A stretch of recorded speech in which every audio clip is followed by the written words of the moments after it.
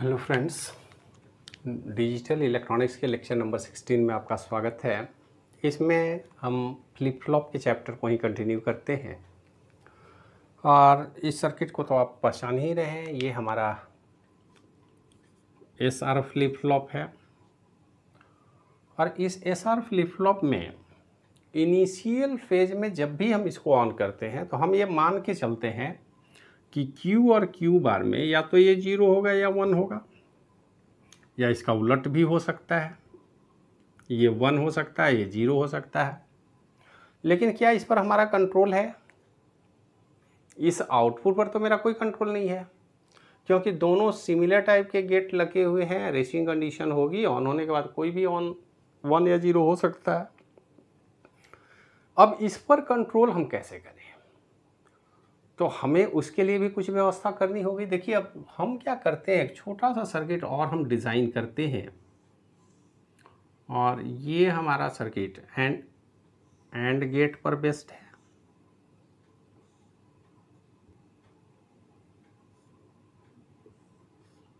और इस गेट को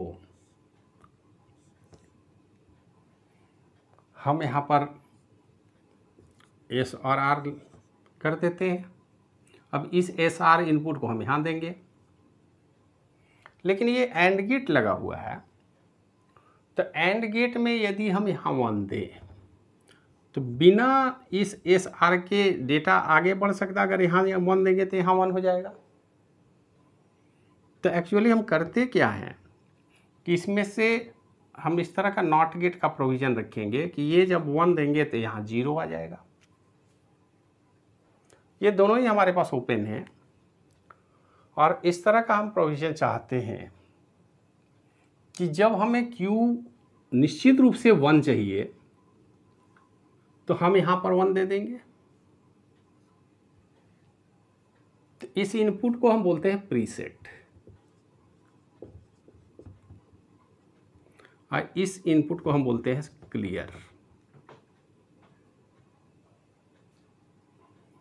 तो यहाँ पर अगर हम इस प्रीसेट मीन्स पहले से हम सेट करना चाहते हैं, और यदि हम इसको 0 रखना चाहते हैं तो हम क्लियर को 1 दे देंगे, इसको देने की ज़रूरत नहीं है।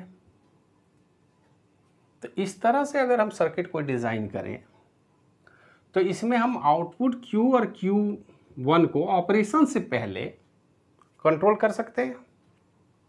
ऑपरेशन से पहले चूंकि हम इसको कंट्रोल कर सकते हैं, इसीलिए इसका नाम ही हमने प्रीसेट और क्लियर रखा है।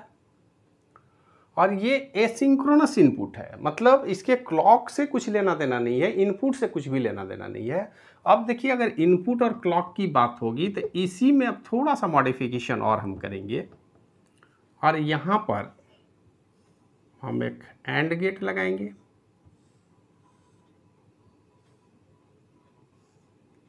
और इस एंड गेट पर यहाँ पर हम क्लॉक देंगे और यहाँ पर हमारा इनपुट एस और आर होगा।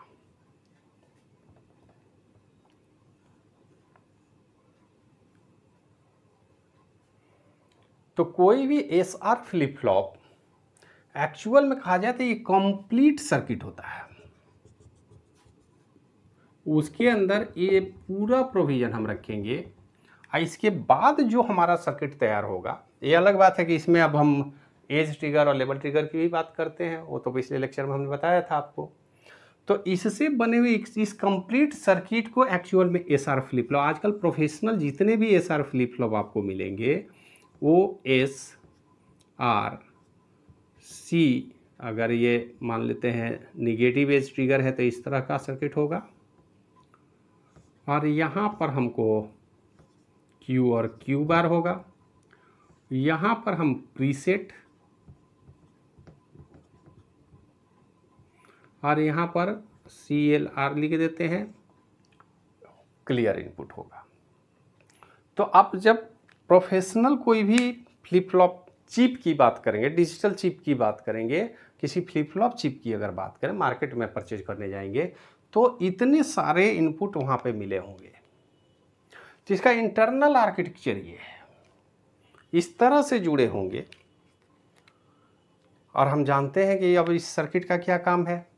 अगर हम इसको ऑन करने के साथ अगर इसको सेट करना चाहते हैं तो यहाँ पर 1 रखेंगे, 1 पर सेट हो जाएगा। 0 रखना है तो यहाँ पे 1 देंगे, दोनों पर एक साथ नहीं दे सकते, ये विशेष रूप से ध्यान रखना है।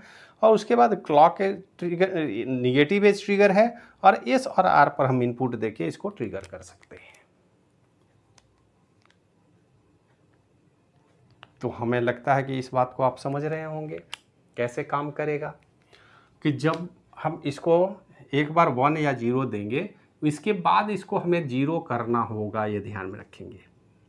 ये सब इनिशियल फेज में क्यू के पोजीशन को सेट करने के लिए हैं, ये हमारे इनपुट नहीं है। तो प्रीसेट या क्लियर को जब भी आप एक्टिवेट करें तो केवल एक पर्टिकुलर टाइम के लिए करें और उसके बाद इनको 0 रखना जरूरी है। जो ही इसको हम 0 0 कर देंगे ये इनेबल हो जाएगा। अब ये इनपुट के अगेंस्ट काम करेगा। अब इसके ट्रूथ टेबल को एस आर, जो ट्रूथ टेबल आपने पढ़ा है फ्लिप फ्लॉप में, 0 0 प्रीवियस स्टेट, 0 0 1 1 0 सेट, 0 1 रीसेट और 1 1 फॉरवर्ड कंडीशन, उसको हम इस्तेमाल नहीं करते हैं, जैसा कि डी टाइप फ्लिप फ्लॉप में आपने देखा था। अब आप देखिए हमारा कितना बड़ा सर्किट है। और डिजिटल सर्किट में यही तो खूबी है कि आप उसके अंदर के हर गेट को देख सकते हैं, समझ सकते हैं, उसके ऑपरेशन को अंडरस्टैंड कर सकते हैं, ताकि आपका लॉजिक बिल्कुल क्लियर हो कि सर्किट के अंदर क्या हो रहा है। अगर हमने इसको बना लिया तो हमें समझ में नहीं आएगी, लेकिन जब हम इस सर्किट को देखेंगे, इसको समझने की कोशिश करेंगे, तो हम आसानी से कह सकते हैं कि किस तरह से ये काम करेगा। तो डिजिटल सर्किट में इंटरनल ट्रांसपेरेंसी है, जबकि अगर एनालॉग सर्किट की बात करें तो एनालॉग सर्किट में हम अंदर झांकने की ज़रूरत नहीं महसूस करते हैं, हम उसके एक्सटर्नल कंपोनेंट पर डिस्कशन करते हैं। क्योंकि एनालॉग सर्किट रेडियो में, टेलीविज़न सिस्टम में जब आप देखेंगे, जहाँ भी एनालॉग सर्किट बनाए गए हैं, उसके चिप के अंदर झांकने की ज़रूरत नहीं होती है। हमको ये जानने की ज़रूरत होती है कि इसके किस पिन पर हमको पॉजिटिव सप्लाई देना है, किसको ग्राउंड करना है, किस पर कितने वैल्यू का रजिस्टर लगाएंगे, कैपेसिटर लगाएंगे, इंडक्टर लगाएंगे, बाकी एक्सटर्नल कनेक्शन कैसा होगा ताकि ये सर्किट प्रॉपर काम करे। लेकिन यहाँ पर ऐसी बात नहीं है। डिजिटल में आप अंदर में जा कर के देख सकते हैं कि आपको क्या क्या कहाँ कहाँ जुड़ा हुआ है, कैसे जुड़ा हुआ, प्रीसेट किस पॉइंट से जुड़ा हुआ, किस तरह से सर्किट के आउटपुट पर प्रभाव डालता है। तो ये एक बेसिक सर्किट है जो इस तरह से काम करता है। अब स्वाभाविक है एक प्रॉब्लम और आएगी। प्रॉब्लम क्या आएगी कि सर्किट पर कोई भी वैल्यू जब आप देते हैं, मान लेते हैं हमने 1 यहाँ दिया, 0 यहाँ दिया, हमने एक क्लॉक दिया, ये पॉजिटिव ट्रिगर है, आप सर्किट जैसा कि देख रहे हैं। तो इस क्लॉक के आने के बाद ये शिफ्ट किया और ये 0 0 है, तो यहाँ से भी वही होगा, यहाँ पे 1 होगा, यहाँ 0 होगा, क्योंकि एंड गेट में कोई एक 1 तो 1 और यहाँ तो दोनों ही 0 है। अब ये यहाँ ट्रिगर सेट होगा, यहाँ पे 1 हो जाएगा, यहाँ 0 होगा।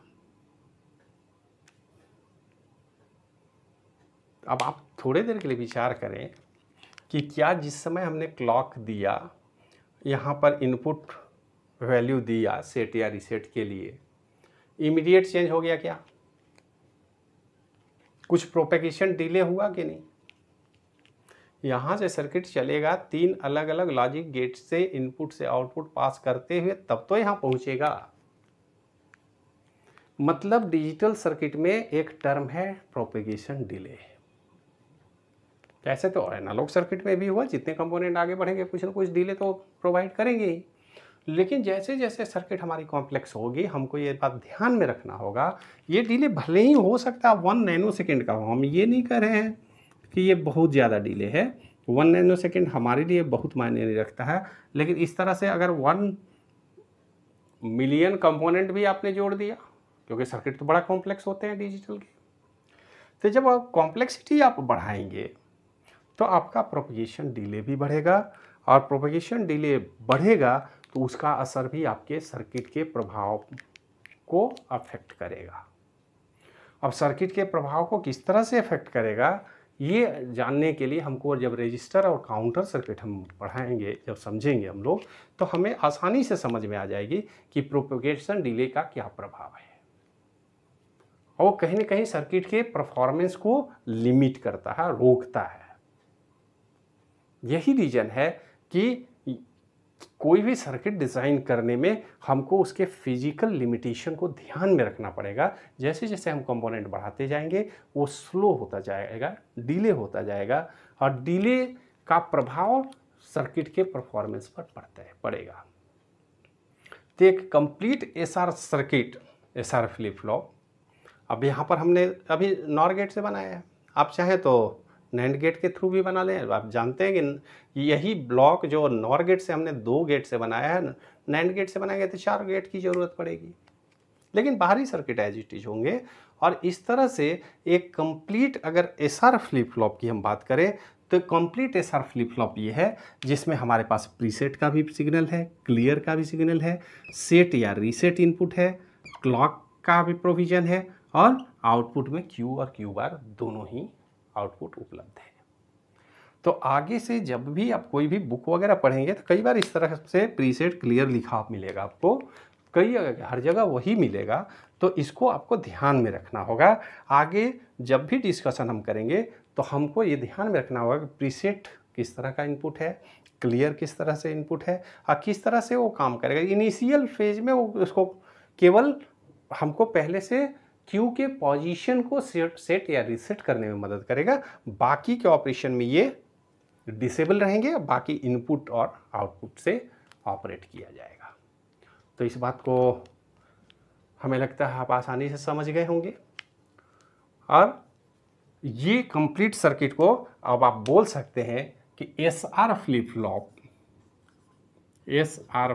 Flop with preset and clear.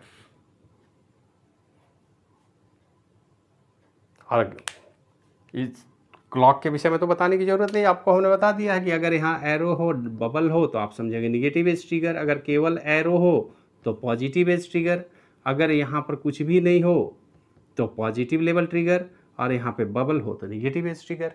तो इस तरह से जब भी आप बुक में पढ़ेंगे तो इस फ्लिप फ्लॉप को आसानी से समझ पाएंगे। जब भी फ्लिप फ्लॉप आप पढ़ेंगे, चाहे जेके फ्लिप फ्लॉप की बात हो, एसआर फ्लिप फ्लॉप की बात हो, डी टाइप फ्लिप फ्लॉप की बात हो, डी में तो संभवतः इसका इस्तेमाल नहीं हम करते हैं प्रीसेट क्लियर का, लेकिन यहाँ पर एसआर या जेके फ्लिप फ्लॉप में इस तरह के आपको बुक में पैरामीटर मिलेंगे।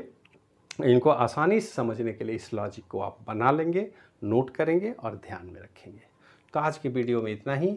अगले वीडियो लेक्चर में हम लोग जेके फ्लिप फ्लॉप पर डिस्कशन करेंगे, क्योंकि जेके फ्लिप फ्लॉप या जेके मास्टर स्लेव फ्लिप फ्लॉप यही वो फ्लिप फ्लॉप हैं जिससे इसके बाद हम digital logic circuit, sequential logic circuit design करेंगे। कॉम्बिनेशनल सर्किट तो हमने बहुत पढ़े हैं, अब सीक्वेंशियल सर्किट जब बनाना होगा तो हम जेके फ्लिप फ्लॉप का इस्तेमाल करेंगे, क्योंकि इसमें हम जानते हैं कि इनवैलिड कंडीशन भी आता है। तो इनवैलिड कंडीशन तो उपयोग में हम नहीं लाएंगे, और इसमें अगर इन्वर्टर लगा दिया हमने तो data type flip flop memory cell हो गया। तो मेमोरी सेल में तो हाँ इन्वर्टर लगा के काम कर लिए, लेकिन अब जो हम फ्लिप फ्लॉप डिज़ाइन करने जा रहे हैं उसमें हमको और भी कॉम्प्लेक्स सर्किट, कॉम्प्लेक्स फंक्शनलिटी की ज़रूरत होगी, जिसके लिए हम अगले वीडियो लेक्चर में जेके फ्लिप फ्लॉप पर डिस्कशन करेंगे, और उसमें हम देखेंगे कि क्या सुधार किए और कैसे उसको और मॉडिफाई किया गया। आज के लिए इतना ही। वीडियो देखने के लिए धन्यवाद।